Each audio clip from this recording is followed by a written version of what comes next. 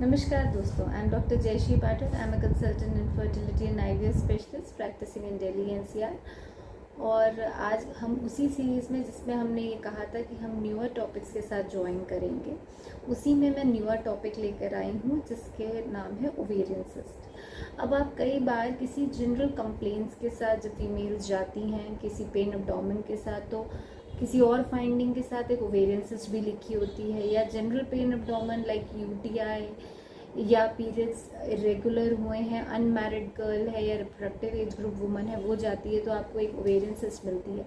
या most common when patients visit us like in infertility clinics और in IVF centres, then we get to see ovarian cyst. तो अगर हम ये general भाषा में अगर किसी पेशेंट को कोई बताता है भाई तुम्हारी अंडेदानी में गांठ हो गई है या फिर रसौली हो गई है, तो मरीज़ घबरा जाता है, उसको भी पेशेंट को समझ नहीं आता है कि व्हाट इज़ ऑल दिस।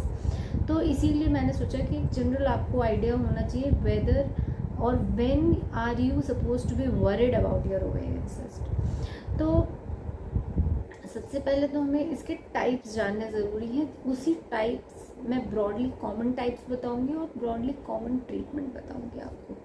तो सबसे इम्पॉर्टेंट और सबसे कॉमन आर फंक्शनल सिस्ट। अब फंक्शनल नाम से आप सोचेंगे कि मोस्टली बिनाइन सिस्ट होती हैं। These are benign in the sense ये एक्चुअली फंक्शनल सिस्ट होती हैं। ये हमारे पीरियड्स या ओवेरियन साइकिल से रिलेटेड होती हैं। ये कई बार आप डॉक्टर को दिखाएं या नहीं दिखाएं, होती हैं, गायब भी हो जाती है, शायद आपको पता भी नहीं चलता होगा, but you actually go to a doctor then you find these findings. और या कोई सिम्टम के साथ जाते हैं या पीरियड चढ़ गए होते हैं या पेन एब्डोमेन हुआ होता है, तभी भी ये फंक्शनल सिस्ट मिल सकती है। तो इसमें मोस्ट कॉमन सिस्ट क्या होती है? Follicular cyst. फॉलिक्यूलर सिस्ट क्या होती है? आपको उसके लिए सबसे पहले डेफिनेटली अगेन ओवेरियन साइकिल को रिमाइंड करना ज़रूरी होता है कि वी हैव दीज ओवरीज, और हर महीने डे 2 से एक फॉलिकल, एक अंडा बढ़ने लगता है, या आपकी भाषा में या फॉलिकल बढ़ने लगता है, जो कि 14th डे पे रेडी होता है and then it ruptures. Sometimes when it's not rupturing या नहीं रप्चर होता है किसी हार्मोनल इम्बैलेंस की वजह से, तो वो सिस्टिक फॉर्म ले लेता है, तो वो रप्चर नहीं होता है और वो नेक्स्ट साइकिल में परसिस्ट करता है। That is called follicular cyst. अब इसी फॉलिक्यूलर सिस्ट को अगर वो रप्चर हो जाती है तो एक जो फॉलिक्यूलर सिस्ट के बनने के बाद क्या बनता है? कॉर्पस ल्यूटियम सिस्ट बनता है। कॉर्पस ल्यूटियम एक्चुअली तो it's a good thing because it produces progesterone, कि अगर प्रेगनेंसी आए तो it produces progesterone so that a pregnancy continuous. But sometime this corpus luteum cyst persist, ये परसिस्ट कर जाती है और फिर हम इसे कॉर्पस ल्यूटियल सिस्ट कहते हैं। जब ये नेक्स्ट पीरियड में भी हम देखते हैं तो वो कॉर्पस ल्यूटियल सिस्ट प्रेजेंट होती है। या वही जो फॉलिकल मैंने आपको बताया जो रप्चर होता है और नहीं रप्चर होता है तो फॉलिकुलर सिस्ट होती है। कई बार वो रप्चर और नहीं रप्चर के ट्रांजिशन में होता है जिसको हम हेमरेजिक, मतलब वो हेमरेज हो गया बट वो प्रॉपरली कोलैप्स नहीं हुआ, तो वो हेमरेजिक सिस्ट होती है। ऐसे केसेस पे कई बार गर्ल्स या विमेन पेन महसूस करती हैं कि बहुत पेन हुआ था, हाँ, और उसके बाद जब वो स्कैन कराने आती है तो वो एक हेमरेजिक सिस्ट बनी होती है। इनके लिए बिल्कुल घबराने की ज़रूरत नहीं होती है। ये हमारे मेंस्ट्रुअल साइकिल, ओवेरियन साइकिल से रिलेटेड होती हैं and they can be very well treated with just simple medicines. इनके लिए कभी मोस्टली ये 5 to 6 सेंटीमीटर से छोटी होती हैं, 6 सेंटीमीटर तक की होती हैं और मेडिसिन द्वारा रिजॉल्व करी जा सकती है। इनके तभी इनको ऑपरेट करने की ज़रूरत होती है अगर ये इससे बड़ी हो जाए। मोस्टली जो फॉलिकुलर सिस्ट, कई बार आप देखेंगे हम स्कैन में लिखते हैं simple cyst, simple clear cyst होती है बट वो साइज़ बड़ा हो चुका होता है एंड देन डेफिनेटली आपको इन्वेस्टिगेट करना होता है। और आपको इन्वेस्टिगेट ओवेरियन के लिए आप अल्ट्रासाउंड तो मोस्ट कॉमन होता ही है जिसमें हमने डायग्नोसिस की होती है। कई बार आप उसको रूल आउट अदर जो मैं आपको डायग्नोसिस बताऊंगी उसके लिए करा जाता है because of the size, but mostly ये सिंपल सिस्ट निकलती है बिनाइन सिस्ट में। अब बिनाइन ट्यूमर्स जो होते हैं वो क्या होते हैं? बिनाइन ट्यूमर्स, वर्ड जब हम ट्यूमर बोलते हैं तो हम डेफिनेटली किसी नियोप्लास्टिक, मतलब जो कि it could be benign, it could be malignant, उसके बारे में हम बात करते हैं।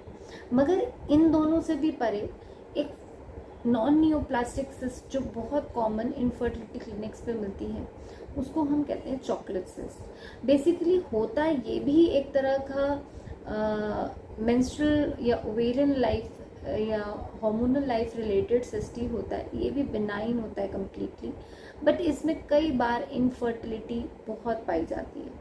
या आप कहें कि एंडोमेट्रियोसिस एक अपने में ही अलग टॉपिक है जिसमें हम इनफर्टिलिटी कई बार पाते हैं। तो ये सिस्ट कैसी बनती है? जब हमारी एंडोमेट्रियोटिक टिश्यू जब ओवेरियन टिश्यू के अंदर प्रेजेंट होती है, तो हर महीने उसमें एक पीरियड आता है और वो पीरियड ब्लड कलेक्ट होता है, फिर वो धीरे धीरे बढ़ता जाता है और उसमें चिपकन आसपास भी होती है। डेफिनेटली इसका इलाज भी मेडिकली भी हो सकता है, इंजेक्शन द्वारा भी हो सकता है, और कई बार ये बहुत बड़ा हो जाता है, then you have to do a laparoscopy for that. So this is called endometriotic cyst और चॉकलेट सिस्ट। अब हम आते हैं बिनाइन ट्यूमर्स पे। तो बिनाइन ट्यूमर्स पे जो मोस्ट कॉमन हमें मिलता है that is dermoid cyst. Dermoid cyst क्या होता है? जो हमारे एम्ब्रियोनिक, या जब आप एक माने कि जब बच्चा एक गर्भ में आता है उसके बाद जो एवोल्यूशन हम लोगों की ग्रोथ होती है, तो एम्ब्रियोनिक रेमिनेंट या जर्म सेल से बना हुआ होता है। इसमें यूजुअली हमें ये भी यंग गर्ल्स या रिप्रोडक्टिव एज ग्रुप वुमेन में मिलता है, और इसमें हमारे पास हेयर हो सकता है, हमारे पास सेबेशियस मटेरियल हो सकता है, दांत मिल सकते हैं, एंड इसकी most common tendency of torsion होती है। इसीलिए इसको हमेशा लैप्रोस्कोपी द्वारा ऑपरेट कराया जाता है। इसको आप मेडिसिन द्वारा नहीं घोल सकते हैं। है तो ये भी बिनाइन है, कोई कैंसर प्रॉब्लम नहीं होती है, but definitely it needs to be operated. The other comes like benign tumours. अब बिनाइन ट्यूमर्स या फिर मेलिग्नेंट ओवेरियन ट्यूमर्स, तो आपको ये समझना पड़ेगा, ये जब हम ट्यूमर्स की बात करते हैं तो ये ट्यूमर्स मोस्टली कोई ओवेरियन ट्यूमर्स की एक खासियत होती है, या आप एक अलग जैसे कि इनमें कोई सिम्टम नहीं होता है। यूजुअली ये आपको पेन एब्डोमेन करके प्रेजेंट करते हैं, या फिर पीरियड थोड़े से रेगुलर हुए होते हैं, तब हमें एक इसको कंफर्म करने के लिए MRI भी कराना पड़ सकता है, और हमें ब्लड टेस्ट जिसे कहते हैं CA-125, उससे हम इसे कंफर्म करते हैं वेदर इट इज़ कैंसरस और नॉट। और अगर ऐसा आता है तो डेफिनेटली इसके लिए ऑपरेशन कराना पड़ता है, और ऑन्कोलॉजी गायनी ऑन्कोलॉजी वालों को इन्वॉल्व करना पड़ता है इसमें। फिर इसके आगे भी इसका एक बहुत ऑन्कोलॉजी टीम इलाज करती है। तो इस तरह ये हमारी कॉमन सिस्ट की वेरिएशंस होती हैं, और इस लेवल पे हमें ट्रीटमेंट करना होता है। मगर मुख्य तौर पे ये हमें हमेशा जानना होता है कि जो ये मेलिग्नेंट या बिनाइन ट्यूमर्स होते हैं, दे आर वेरी लेस। अगर हम आउट ऑफ 100 पेशेंट्स देखें तो hardly 3 to 4, even less than that patients में एक्चुअली आप इन ओवेरियन ट्यूमर्स तक जाते हैं। मोस्टली हमारे या तो फंक्शनल होते हैं या चॉकलेट होते हैं, इन्हीं में इलाज पूरा हो जाता है। तो इसीलिए कभी भी ओवेरियन ट्यूमर से घबराना नहीं चाहिए। फंक्शनसिस तो हमारे IVF या IOI सेंटर्स या इनफर्टिलिटी सेंटर्स में होते रहते हैं, इन्हें हम दवा द्वारा घोल देते हैं। Thank you so much. If you have any query please let us know and let me know and put in your query in the comment box, और मैं आपको next time I'll again join with a newer topic. Please like, share and subscribe.